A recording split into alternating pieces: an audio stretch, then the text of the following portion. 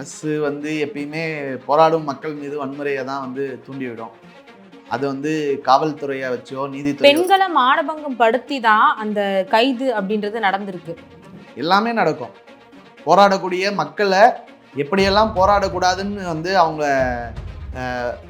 அந்த மனநிலையை போராடினா பிரச்சனை ஆகுன்ற ஒரு மனநிலையை போராடக்கூடிய மக்கள் மீது வந்து கொண்டு போய் சேர்த்துட்டோம்னா போராட்டம் நடக்காதேன்றது தான். அரசுன்றது எப்பயுமே போராடக்கூடிய மக்களுக்கு எதிராக தான் வந்து செயல்படுமே தவிர அவங்க கோரிக்கையை வந்து ஏற்றுக்கிட்டு அதை வந்து பூர்த்தி செய்யறதுல 100% என்றைக்குமே பண்ணாது. அரசு வந்து இந்த மாதிரியான சேவை துறைகளில் வேலை பார்க்க வேண்டாம், பெரிய அளவில் கான்சன்ட்ரேட் பண்ண வேண்டாம், அட்மினிஸ்ட்ரேஷன் ஒர்க்கில் மட்டுமே பண்ணால் போதுன்ற ஒரு கொள்கைக்குள்ள இன்னைக்கு இருக்கக்கூடிய அரசாங்கம் வந்துருச்சு. அந்த பாலிசியை பின்பற்றுறதால கொஞ்சம் கொஞ்சமாக மாற்றி இன்னைக்கு வந்துட்டாங்க. டிஎம்கே அரசாங்கம் தன்னுடைய தேர்தல் வாக்குறுதியில் பல விஷயங்களை சொன்னாலும் இன்னைக்கு அவங்களாலே பண்ண முடியாத ஒரு சூழ்நிலை தான். இன்டர்நேஷனல் பாலிடிக்ஸோடு இன்வால்வ் ஆன ஒரு விஷயமா இருக்கிறதால டிஎம்கே அரசாங்கத்தால் இந்த கோரிக்கைகளில் பெரிய அளவில் அவங்களால தலையிட முடியறதில்ல. ஆட்சிக்கு வரதுக்கு முன்னாடி ஆண்டுக்கு 2 லட்சம் வேலைகளை வந்து உருவாக்கும் அப்படின்னு 19 சொன்னாங்க. ஆனால் அரசு வேலைகளில் 5 வருஷம் முடிய போகுது. தினமே 70,000 வேகன்சி தான் ஃபில் பண்ணியிருக்காங்க. 1 லட்சமே ஃபில் பண்ணல 5 வருஷத்தில். இப்போ 2 நாள் முன்னாடி அந்த திருத்தணி போராட்டத்தில் ஒரு 18 வயசுக்குள்ளே இருக்கக்கூடிய மாணவர்கள் வயதுடையவர்கள் தான் ஒரு வட மாநிலத்தவரை போட்டு வெட்டுறாங்க. நீங்கள் 19 வந்து அது ஒரு போதை பழக்கத்தால் நடந்ததுன்னு நம்ம சொன்னாலும் அதுக்கு பின்னாடி இந்த வேலையின்மைன்றதும் ஒன்று இருக்குது. அந்த வேலையின்மையை கொடுக்கறதுக்கு அரசாங்கம் ஏன் வந்து செய்ய மாட்டேங்குன்ற கேள்வியை நம்ம வந்து கேட்க வேண்டியது இருக்குது. கேள்வி கேட்டோன்னா அதுக்கு பின்னாடி எங்களுக்கு ஒரு பாலிசி இருக்குன்னு சொல்கிறாங்க. அந்த பாலிசி இது எல்லாத்தையுமே நம்ம வந்து கேள்வி கேட்கக்கூடிய ஒரு இடத்துல இருந்தால் தான் இது எல்லாமே மாறுன்றது தான் நம்ம தொடர்ச்சியாக பேசிக்கிட்டு வரோன்றது. ஃப்யூச்சரில் குப்பை போடணுன்னா குப்பைக்கு வந்து டேக்ஸ் வாங்கக்கூடிய ஒரு சூழ்நிலை வரப்போகுது. அதுக்கான அறிக்கையை எல்லாத்தையுமே அவங்க தயார் பண்ணி வச்சுருக்காங்க.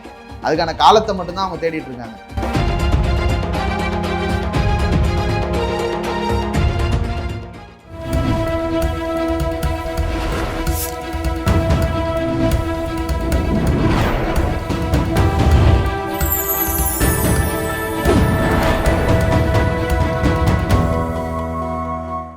சேனல் 5 நேயர்களுக்கு வணக்கம். இன்று நம்முடன் நேர்காணலில் இருப்பது டைஃபி டிஸ்ட்ரிக்ட் பிரசிடென்ட் அருண்குமார் அவர்கள். சார் வணக்கம். வணக்கம். ஜனநாயக வாலிபர் சங்கம் அப்படின்றது ஒரு இளைஞர்களை மையமாக வச்சு உருவாக்கப்பட்ட சங்கம். நீங்கள் இருக்கிற இதே ஊரில் நிறைய விதமான போராட்டங்கள் நடக்குது. அதை பற்றி நீங்கள் என்ன நினைக்கிறீங்க? போராட்டம் உண்மையாகவே போராட்டம் நடக்குதுன்றது ஒரு நல்ல விஷயம். தன்னுடைய உரிமைக்காக மக்கள் தெருவில் இறங்கி போராடுறதுன்றது டிஒஎஃப்ஐ என்றைக்குமே வந்து வரவேற்கக்கூடிய ஒரு விஷயமாக தான் இருக்குது. தொடர்ச்சியாக டிஒஎஃப்ஐ இந்த மாதிரியான போராட்டங்களை முன்னெடுக்கிறதுல தொடர்ச்சியாக செயல்பட்டு இருக்கிற ஒரு அமைப்பு தான். கடந்த 19ஆம் தேதி தமிழ்நாடு முழுக்க வந்து தமிழ்நாடு அரசு துறைகளில் இருக்கக்கூடிய வேலைகளை நிரப்பணும்னு கோரி தமிழ்நாடு முழுக்க ஒரு நாள் போராட்டம் நாங்கள் நடத்தியிருக்கோம். அதே போல் இன்றைக்கி நர்சஸாக இருக்கட்டும், டீச்சர்ஸாக இருக்கட்டும், அதே போல் தூய்மை பணியாளர்களிருந்து அனைத்து வகையான அரசு துறைகளில் இருக்கக்கூடிய எல்லாருமே போராடுறாங்க. இதை அவங்களோட இணைந்து நாங்களும் வந்து பல இடங்களில் போராட்டங்களை முன்னெடுத்துட்ருக்கோம் அப்படின்றதான் நாங்கள் சொல்ல வேண்டியது. சார், இப்போ நீங்கள் சொல்கிறது சரி சார். மக்கள் அவங்களுடைய உரிமையை மீட்கிறதுக்காக போராடுறாங்க. ஒரு ஜனநாயக இளைஞர் சங்கத்தர சார்பாக நீங்கள் இதை பற்றி நீங்கள் என்ன நினைக்கிறீங்க? போராடிக்கிட்டே இருக்காங்க, எனக்கு வேலை வேணும், எனக்கு சம்பளம் வேணும் அப்படின்னு சொல்லிட்டு கண்டினியூஸாக போராடிக்கிட்டு இருக்காங்க. அவங்களுக்கு ஒரு பதில் கிடைக்கிற மாதிரியே தெரியல. இல்லை, இன்னைக்கு நம்ம வெறும் வந்து அந்த போராட்டன்றது வெறும் இந்த இப்போ நடக்கக்கூடிய இந்த போராட்டம் மட்டும் நம்ம பார்க்காம இந்த போராட்டத்துக்கு முன்னாடி ஒரு 30 வருஷம் வரலாறுன்றது ஒன்று இருக்குது. 1990களில் 91 வந்து நியூலிபரல் பாலிசி வந்து இந்தியா சைன் பண்ணுது. அந்த நியூலிபரல் பாலிசியினுடைய ஒரு தொடர்ச்சியாக தான் இன்றைக்கி அரசு துறையில் வேலை பார்க்கக்கூடிய கான்ட்ராக்டாவோ டெம்பரவரியாவோ இல்லை வந்து பர்மனன்ட் ஜாப்ஸில் இருக்கக்கூடியவங்களோ தன்னுடைய ஊதிய உயர்வுக்கு தன்னுடைய வேலைகளை வந்து பர்மனன்ட் பண்ணணும் அப்படின்றதுக்காகவோ போராட்டங்கள் நடத்துகிறாங்க. 1990க்கு அப்புறம் அரசு வந்து இந்த மாதிரியான சேவை துறைகளில் வேலை பார்க்க வேண்டாம், பெரிய அளவில் கான்சன்ட்ரேட் பண்ண வேண்டாம், அட்மினிஸ்ட்ரேஷன் ஒர்க்கில் மட்டுமே பண்ணால் போதுன்ற ஒரு கொள்கைக்குள்ள இன்னைக்கு இருக்கக்கூடிய அரசாங்கம் வந்துருச்சு. அந்த பாலிசியை பின்பற்றுறதால கொஞ்சம் கொஞ்சமாக மாற்றி இன்னைக்கு வந்துட்டாங்க.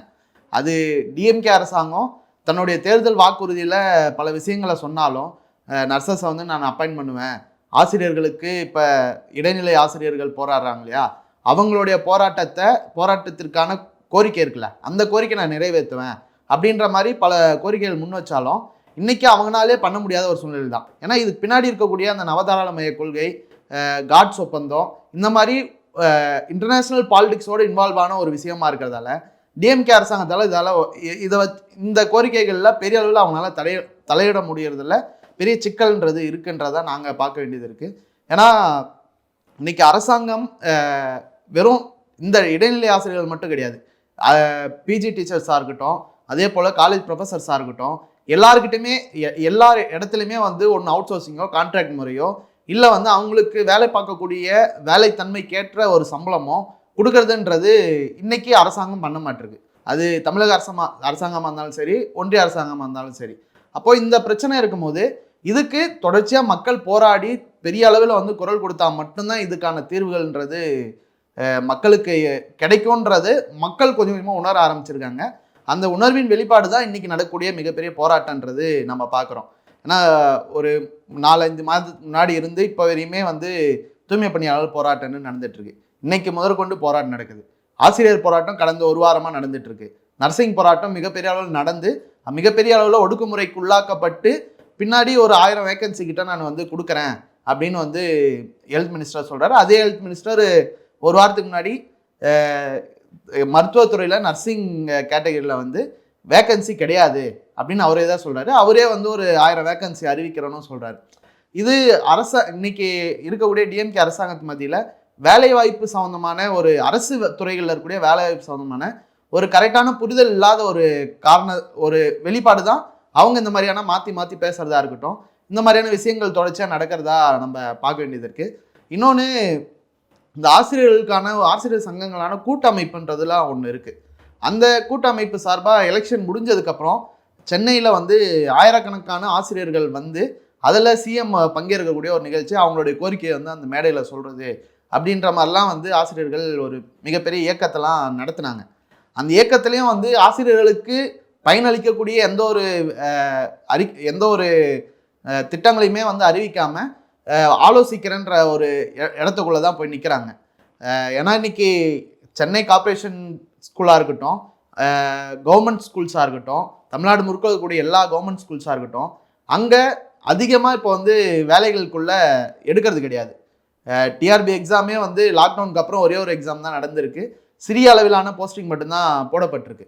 இப்போது இந்த வேலைகள் அமர்த்துறதுல வந்து பெரிய சிக்கல்ன்றது ஒன்றும் கிடையாது. அந்த கொள்கைகள் அவங்க பின்பற்றக்கூடிய கொள்கைன்றது ஒரு பக்கம் திராவிட மாடல் அரசுன்னு சொல்லிட்டு அவங்க வந்து ஒரு முற்போக்கான அரசியலை கொண்டு போகிறேன்னு சொல்லி வேலைகளை முன்னெடுத்தாலும் உண்மையான சமூக நீதி கிடைக்கக்கூடிய இடமா எது இருக்குன்னா இந்த மாதிரி அரசு வேலைகளில் இளைஞர்களை தகுதியானவர்களை அமர்த்தும் போது மட்டும்தான் கிடைக்கும். அந்த செயலை வந்து இன்னைக்கு டிஎம்கே அரசாங்கம் வந்து செயலில் ஒரு மிகப்பெரிய சிக்கல் அவங்களே அவங்களுக்குள்ள ஒரு சிக்கலை உருவாக்கிக்கிட்டு இன்னைக்கு வேலையை அந்த மாதிரியான வேலைகள் முன்னெடுத்துட்டு போகிறாங்கன்றதை நம்ம பார்க்குறோம்.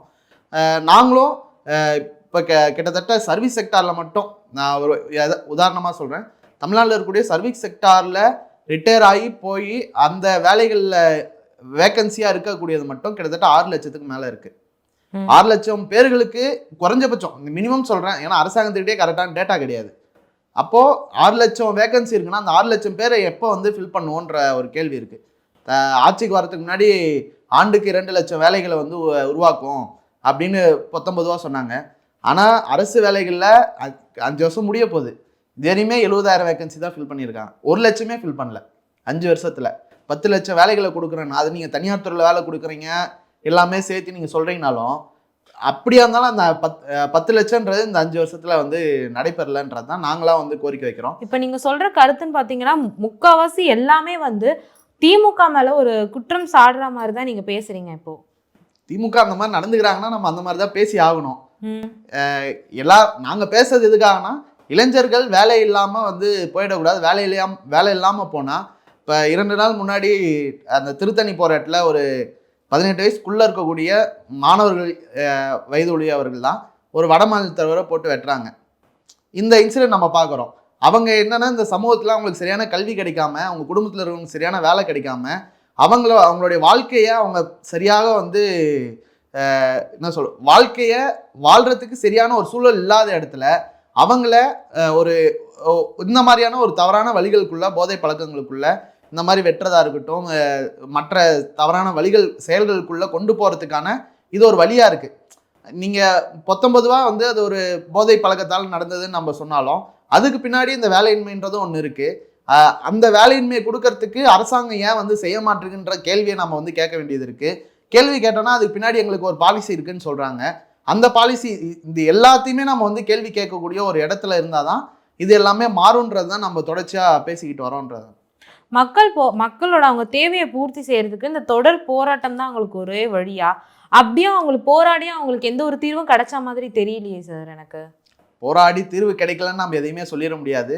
300 வருடங்கள் போராடி தான் நம்ம நாட்டுக்கு வந்து சுதந்திரன்றது கிடைச்சது.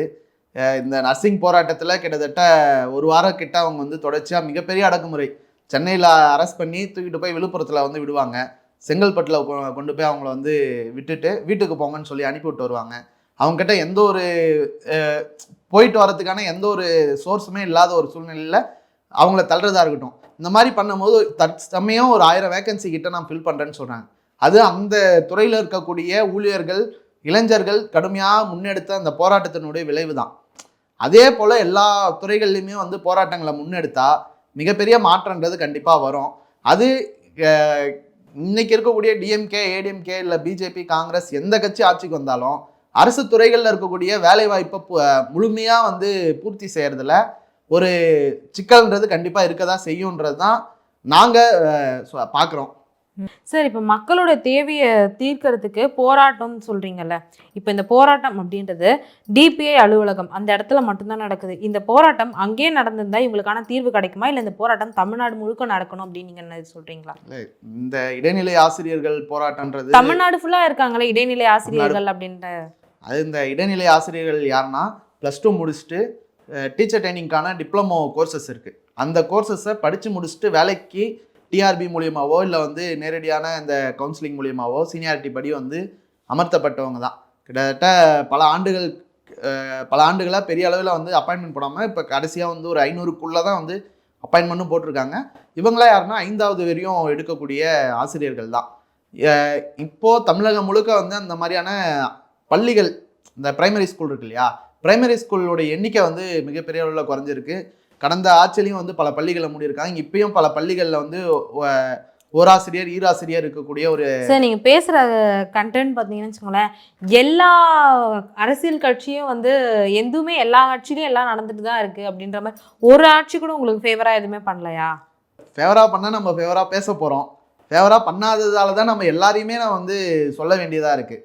இந்த இடைநிலை ஆசிரியர்கள் பிரச்சனை வந்து 2009 ஆரம்பிக்குது. 2009 யாருன்னா டிஎம்கே ஆட்சியில் இருக்காங்க. அதுக்கப்புறம் ஏடிஎம்கே வந்திருக்காங்க. இப்போ மறுபடியும் டிஎம்கே வந்திருக்காங்க. டிஎம்கே பீரியடில் வந்து அவங்களுடைய பேசிக் பே ஸ்கேல் வந்து குறைச்சது தான் வந்து மிகப்பெரிய காரணமே. இப்பயும் அதே பிரச்சனை தான் போகுது. இது வந்து தான் கூட வந்து முன்னாடி ஒரு வருஷத்துக்கு முன்னாடி வேலைக்கு சேர்ந்தவங்களுக்கு ஒரு நல்ல சம்பளம், அதுவே நல்ல சம்பளமாக நம்ம ஒரு கேள்வி கேட்க வேண்டியது இருக்குது. ஒரு வருஷம் கழிச்சு சேர்ந்தவங்களுக்கு மோசமான கம்மியான சம்பளம் அப்படின்னும் போது யதார்த்தமாகவே ஒரு மனித இயல்புலேருந்து அது வந்து யாராலையுமே ஏற்றுக்க முடியாது. 2009 இப்போ வரையுமே போராடிட்டு இருக்காங்க. கிட்டத்தட்ட வந்து 15 வருடமாக போராடிட்டு இருக்காங்க. இன்னைக்கு தமிழகத்தில் இருக்கக்கூடிய டிஎம்கே, ஏடிஎம்கே தான் மாறி மாறி ஆட்சிக்கு வந்துட்டு இருக்கு. 2 கட்சியாலுமே இது வந்து பண்ண முடியாத சூழ்நிலையில் தான் அவங்க இருக்காங்களான்ற ஒரு கேள்வியும் கேட்கலாம். இதை ஏற்றி கொடுக்கறதுல டிஎம்கே அரசாங்கமோ ஏடிஎம்கே தமிழக அரசாங்கத்துக்கு பெரிய நிதி சுமைன்றது ஒன்று கிடையாது. ஆனால் இதையும் நான் வந்து சிக்கனப்படுத்தி நான் வந்து கொண்டு செல்வேன் அப்படின்னும் போது இதை வந்து கேள்வி கேட்க வேண்டிய சூழ்நிலை தான் இருக்குன்றது தான். சார், இந்த மாதிரி தூய்மை பணியாளர்களை நேற்று இரவு நைட்டோட நைட்டாக அந்த ரிப்பன் பில்டிங் முற்றுகையிட போயிருக்காங்க தூய்மை பணியாளர்கள். அவங்கள நெருங்க விடாமல் அவங்கள வந்து அடித்து அரெஸ்ட் பண்ணியிருக்காங்க போலீஸ். இதை பற்றி நீங்கள் என்ன சொல்கிறீங்க? அரசு வந்து எப்பயுமே போராடும் மக்கள் மீது வன்முறையை தான் வந்து தூண்டிவிடும். அது வந்து காவல்துறையை வச்சோ நீதித்துறை பெண்களை மானபங்கம் படுத்தி தான் அந்த கைது அப்படின்றது நடந்திருக்கு. எல்லாமே நடக்கும். போராடக்கூடிய மக்களை எப்படியெல்லாம் போராடக்கூடாதுன்னு வந்து அவங்க அந்த மனநிலையை போராடினா பிரச்சனை ஆகுன்ற ஒரு மனநிலையை போராடக்கூடிய மக்கள் மீது வந்து கொண்டு போய் சேர்த்துட்டோம்னா போராட்டம் நடக்காதேன்றது தான். கிட்டத்தட்ட செப்டம்பரில் ஆகஸ்டில் ஆரம்பித்த போராட்டம் இப்போ வரையுமே கிட்டத்தட்ட 5 மாதங்களுக்கு முடிய போகுது அவங்க போராட்டம் ஆரம்பித்து. இதுவரையுமே வந்து ஒரு தீர்வு காண முடியல. ஆனால் தொடர்ச்சியாக போராடுறாங்க. எல்லா இடத்துலையும் 100 பேர் 200 பேர் வந்து டெய்லி ஏதோ ஒரு வகையில் வந்து போராட்டம் நடத்துகிறாங்கன்னா அவங்க போராடக்கூடிய அந்த மனநிலையை நம்ம எப்படின்னா வந்து தகர்த்துட்டோம்னா இந்த போராட்டன்றது மட்டுப்பட்டு போய் அது வந்து அப்படியே சுமூகமாக நின்றுடும் அப்படின்றதான். அதுக்காக அவங்க என்ன ஸ்டெப் வேணாலும் எடுப்பாங்க. அரசுன்றது எப்பயுமே போராடக்கூடிய மக்களுக்கு எதிராக தான் வந்து செயல்படுமே தவிர அவங்க கோரிக்கையை வந்து ஏற்றுக்கிட்டு அதை வந்து பூர்த்தி செய்யறதுல 100% என்றைக்குமே பண்ணாது. அதனுடைய வெளிப்பாடு தான் இது. இன்னொன்று, இந்த தூய்மை பணியாளர் பிரச்சனைகளில் வெறும் அவங்க வந்து கான்ட்ராக்ட் கொடுக்கறது இந்திய கம்பெனிக்கு மட்டும் கிடையாது. உலக அளவில் யூபர்ஸ்ன்ற இருக்குது. இன்றைக்கி வந்து ஒரு பல ஜோன்களுக்கு யூபர்சர் கம்பெனியாக தான் வந்து கான்ட்ராக்ட் விட்டுருக்காங்க. அவங்க வந்து ஜெர்மன் கம்பெனி. ஜெர்மன் கம்பெனிக்கு ஏன் வந்து இங்கே இந்தியாவில் இருக்கக்கூடிய, தமிழகத்தில் இருக்கக்கூடிய, சென்னையில் இருக்கக்கூடிய ஒரு குப்பை அள்ளுறதுக்கு வந்து ஏன் ஃபாரின் கம்பெனிக்கு வந்து அவங்க கான்ட்ராக்ட் விடணுன்ற கேள்வியெலாம் நம்ம எழுப்புகிறோம். இது எல்லாத்துக்கு பின்னாடியும் வந்து அவங்களுடைய கொள்கைன்றது ஒன்று இருக்குது, அவங்க பின்பற்றக்கூடிய நடைமுறைன்றது ஒன்று இருக்குது. இது எல்லாத்தையுமே நம்ம வந்து கேள்வி எழுப்ப வேண்டியது இருக்குது. ஃப்யூச்சரில் குப்பை போடணுன்னா குப்பைக்கு வந்து டேக்ஸ் வாங்கக்கூடிய ஒரு சூழ்நிலை வரப்போகுது. அதுக்கான அறிக்கை எல்லாத்தையுமே அவங்க தயார் பண்ணி வச்சுருக்காங்க. அதுக்கான காலத்தை மட்டும்தான் அவங்க தேடிட்டு இருக்காங்க. அது எந்த அரசாங்கமாக இருந்தாலும், சென்னை மாநகராட்சிக்குள்ளே இருக்கக்கூடிய எந்த அரசாங்கமாக இருந்தாலும் அது வந்து ஃப்யூச்சரில் வந்து பண்ண தான் போகிறாங்க. அது இப்போது இந்த பிரச்சனைகள் எல்லாத்தையுமே நம்ம வந்து கருத்தில் எடுத்துக்கிட்டு தான் நம்ம வந்து இந்த போராடும் மக்களை வந்து நம்ம பார்க்க வேண்டியது இருக்குன்றது. சார், ஃபைனலாக ஒரே கொஷின் சார். நீங்கள் சொன்ன அந்த திருத்தணி இன்சிடென்ட்டுக்கே வரேன். அந்த பையன் அருவாள் எடுத்து வெட்டும் போதும் சரி, ரீல்ஸ் அந்த மோகத்தில் இருக்கும்போதும் சரி, அவனுக்கு அந்த கஞ்சா போதை இந்த விஷயத்தினால தான் அவனுக்கு அது மாதிரி பண்ணியிருக்கான் அப்படின்னு சொல்கிறாங்க. சின்ன பையன் கையில் கஞ்சா எப்படி போயிருக்குன்னு நீங்கள் நினைக்கிறீங்க? இந்த போதை பொருள்லாம் கஞ்சா வந்து எல்லா இடத்துலையுமே எல்லாருக்கும் கிடைக்கக்கூடிய பள்ளிகளில், முக்கியமாக பள்ளிகளில் வந்து நீங்கள் ஒரு ஜனநாயக இளைஞர் சங்க மாவட்ட தலைவர், நான் உங்கள்கிட்ட கேட்குறேன், இந்த விஷயம் உங்கள் கண்ணு முன்னாடி நடக்குது, இதை பற்றி இது உங்கள் கண் முன்னாடியே நடந்துதான் நீங்கள் என்ன பண்ணியிருப்பீங்க? கண்டிப்பாக நான் அதை வந்து தடுக்கிறதுக்கான முயற்சிகளுக்குள்ளே போயிருப்போம். உடனடியாக காவல்துறைக்கு வந்து தகவல் சொல்லி அந்த இடத்துல வர வைக்கிறதுக்கான ஏற்பாடுகள் உள்ள போயிருப்போம். அதை ஆனால் என்னென்னா, அதை வந்து அந்த இடத்துல நான் போயிட்டு தன்னிச்சையாக வந்து தடுத்து நிப்பாட்ட முடியாது. அதுக்கு அரசாங்கத்தினுடைய உதவி நமக்கு தேவை. காவல்துறையை நம்ம வந்து நாடி இருக்கணும், கண்டிப்பாக அவங்கள வர வச்சிருக்கணும். அங்கே இருக்கக்கூடிய மக்கள்கிட்ட வந்து இது பற்றியான விழிப்புணர்வை வந்து நம்ம உருவாக்க வேண்டியது இருக்குது. வெறும் இந்த கஞ்சான்றது நான் முன்னாடி சொன்ன மாதிரி தான், எல்லோருக்கும் வேலை கிடைச்சிருச்சுன்னா இந்த மாதிரியான போதை பழக்கம், இந்த மாதிரியான தவறான வழிகளுக்குள்ள இளைஞர்கள் போக மாட்டாங்க. நாங்கள் இந்திய ஜனநாயக வாலிபர் சங்கம் 2022 தமிழகம் முழுக்க வந்து 1 கோடி கையெழுத்து இயக்கம் போதைக்கு எதிராக வந்து வாங்கணும்னு சொல்லி வாங்கி அரசாங்கத்திடம் ஒப்படைச்சிருக்கோம். போதைக்கு எதிரான உடனடியாக நடவடிக்கை எடுங்க அப்படின்னு சொல்லிட்டு. ஆனால் இப்போ இந்த இன்சிடென்ட்க்கு அப்புறமும் சுப்பிரமணியம் ஹெல்த் மினிஸ்டர் அவங்க என்ன சொல்கிறாங்கன்னா, தமிழ்நாட்டில் கஞ்சா 0 அப்படின்ற ஒரு ஸ்டேட்மெண்ட்டை வந்து வெளியிடுறாரு. அதே இடத்துல தான் நான் வேணா கூட கூப்பிட்டு போய் காட்டுறேன் அந்த மினிஸ்டரை, எங்கெல்லாம் வந்து கஞ்சா விற்கிறாங்கன்றது காவல்துறைக்கும் தெரியும், அரசாங்கத்துக்கும் தெரியும். தடுத்து நிப்பாட்டுறேன்னு சொல்லிட்டு அப்பப்போ சிறிய சிறிய முயற்சிகள் எடுக்கிறாங்க. எடுக்கவே இல்லை நான் சொல்ல. ஆனால் அந்த முயற்சியில் எந்த அளவுக்கும் வந்து பத்தாத அளவுக்கு மட்டுமே அவங்க முயற்சி எடுத்துகிட்டு இருக்கும்போது அது இந்த மாதிரியான பிரச்சனைகள் வந்து சரியாகாது. இது கஞ்சா மட்டும் இல்லை, கஞ்சாவை ஒழிச்சாங்கன்னா அதுக்கு மாற்றம் வந்து வேற ஒரு போதைப்பொருள் வரும். அந்த போதைப்பொருள் ஒழிச்சாங்கன்னா அதுக்கு மாற்றம் வேற போதைப்பொருள்ன்றது மக்கள் சரியாக அந்த சமூகத்துக்கு தேவையான அடிப்படையான தேவைகள் எல்லாமே கிடைக்காத ஒரு சூழ்நிலையில் மாற்றான ஒரு இடத்துக்கு போகிறது வந்து போதை பழக்கத்துக்குள்ளே போகிறாங்க. இப்போ அவங்களுக்கு அடிப்படையான தேவைகள் கிடைக்கணும்னா வேலைகள் அவங்களுக்கு கிடைக்கணும், மருத்துவம் கல்வி எல்லாமே இலவசமாக கிடைக்கணும், தன்னுடைய குடும்பம் நல்ல நிலைமையில் இருக்கக்கூடிய ஒரு சூழ்நிலை உருவாக்கும் போது மட்டும்தான் இந்த போதை கலாச்சாரன்றது மாறும். அதை தான் நாங்கள் வந்து இந்திய ஜனநாயக வாலிபர் சங்கம் வந்து தொடர்ச்சியாக பேசிக்கிட்டு வர ஒரு விஷயமா இருக்குது. இந்திய ஜனநாயக வாலிபர் சங்கம் சார்பில் உங்களுக்கு தெரிஞ்ச தகவல்களை எங்ககிட்ட பகிர்ந்துக்கிறதுக்கு ரொம்ப நன்றி சார். நன்றி.